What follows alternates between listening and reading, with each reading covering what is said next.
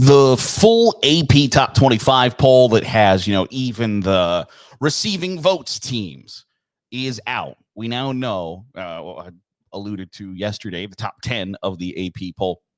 But we now know 1 through 25 and 1 through, I think, 42, what people expect and think about the 2024 college football season as we head into it. So these are some of my instant reactions to seeing the AP Top 25. 1 through 5, Georgia, Ohio State, Oregon, Texas, Alabama. No real surprises there. Maybe Oregon and Ohio State being 2-3 after Ohio State, I think, finished last year 10th in the AP poll after the loss to Missouri. And then Oregon has some question marks, but they're number 3. Number 6 through 10, Ole Miss, Notre Dame, Penn State, Michigan, Florida State.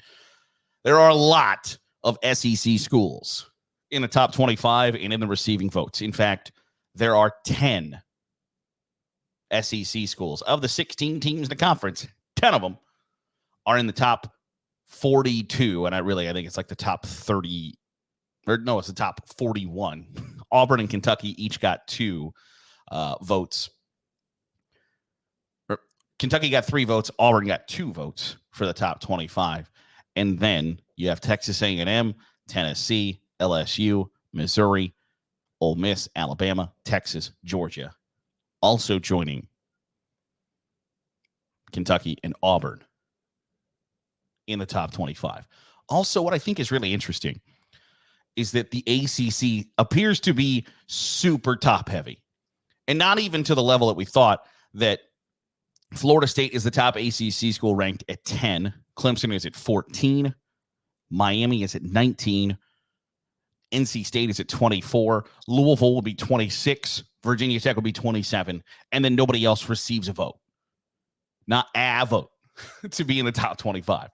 So it looks like that's the opinion of folks, is that, hey, when we go into the season, it is tiers of North Carolina State, Louisville, Virginia in kind of one tier is the, like, they might be able to beat somebody in the top tier. And then it's Miami, it's Clemson, it's Florida State in the expectations of you should be competing for conference crowns. You should be competing for the ACC title. And maybe there are 2 other interesting. There are no non-Power 4 schools ranked in the top 25. And we've gotten away from that in the last 10 years even, where there used to be, like, could you make a strong case for Boise State to be ranked 25 over Iowa? I think so. I think you can make a strong case for Boise State to be ranked over Virginia Tech, Louisville, the teams that are ahead of them. Could you make a case for Liberty? Probably. The idea that there isn't one of those schools ranked in the top 25 or viewed as a top 25 team going into the season, I always feel like does a disservice to Group of 5 football, because, and believe me, I've talked extensively about how the gap is wide. The gap is wide between the Power 4 and even the upper echelon schools in the Power 4 and the Group of 5. But the top part of the Group of 5 is, I think, on par with this little bottoms, the lesser teams in the bottom half of, like, the B tier / C tier schools in the Big 12 and the ACC. The A tier in the American and in the Mountain West are just as good, in my opinion. And we don't get chances to really see that anymore, because the bowl games have become Power 4 versus Power 4, Group of 5 versus Group of 5. Group of 5, the top dogs generally don't get good out-of-conference games against Power 5 schools. It's just they've done everything they can to make sure that we don't get those matchups anymore, because it's embarrassing if Colorado, and that's going FCS, if Colorado loses to North Dakota State, it's embarrassing for Colorado. If Memphis beats Texas A&M It's an embarrassment for Texas A&M. So there is no real great incentive for Power 5 schools to play good Group of 5 schools. So that disconnect becomes wider and wider and wider. And you see it in the top 25, where the top Group of 5 school is ranked at 28. Somebody, and that's as good as it gets. Boise State would be 28. Liberty would be 29, 31. Memphis, UTSA, Tulane, Appalachian State are the only other Group of 5 schools ranked. Somebody from the Group of 5 is going to make the college football playoff.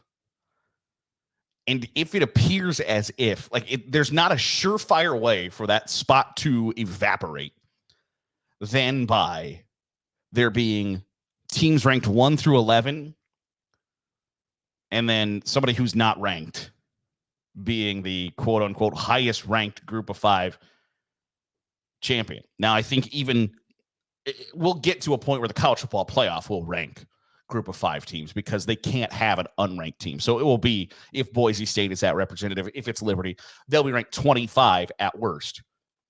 But there's not a faster way to cause uproar and get public perception on your side, because the Group of 5 or the Power 4 doesn't want there to be a Group of 5 spot in a college football playoff. That's not something that they want. It's something they're willing to part with in exchange for those conferences to shut your mouth instead of there, take your money and be quiet. But they don't want that position to be there. But if the public outcry becomes, why in the hell is somebody who's not even ranked making a college football playoff over somebody who might have finished 9-3 and their 3 losses were to teams that are in the top 12? Why in the world are we giving them that spot? So I think you're going to see a concerted effort to not rank Group of 5 schools. Because could you argue that Boise State is better than Arizona or Kansas, or Liberty better than Iowa, USC? Maybe. You should settle it on the field. But even those chances are becoming less and less and less.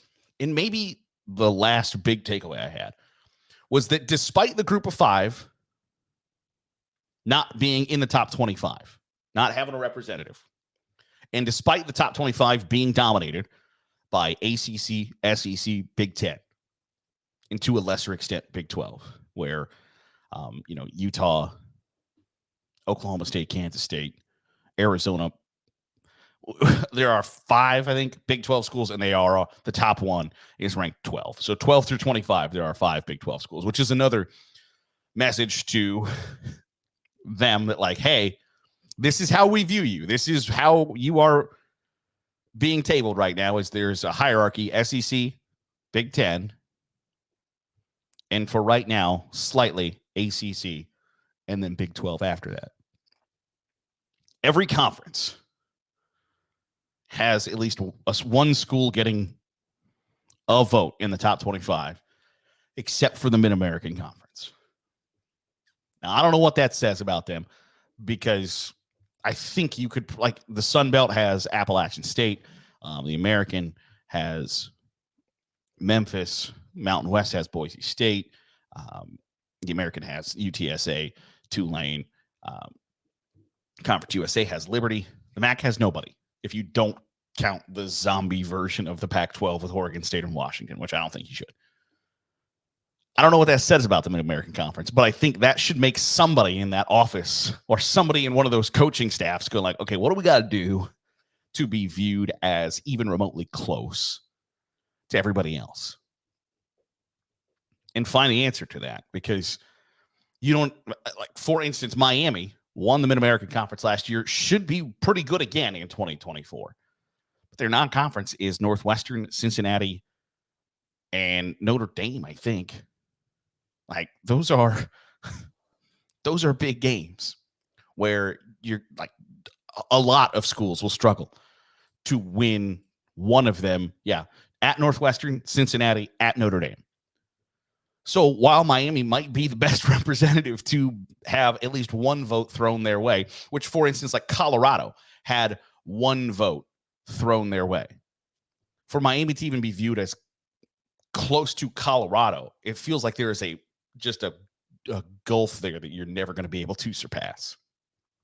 So I think that's also a message being sent to the Mid-American Conference that, like, hey, you got to step your game up, or somebody in your conference, whether it's just one team. And that's been kind of the Mac's calling card, right? Is there hasn't been a dynasty in that conference. Boise State just got picked to finish, I think, was it the 17th straight year to win the Mountain West? 14th, 17th, something like that, where it's longer than a decade to be picked to win the conference.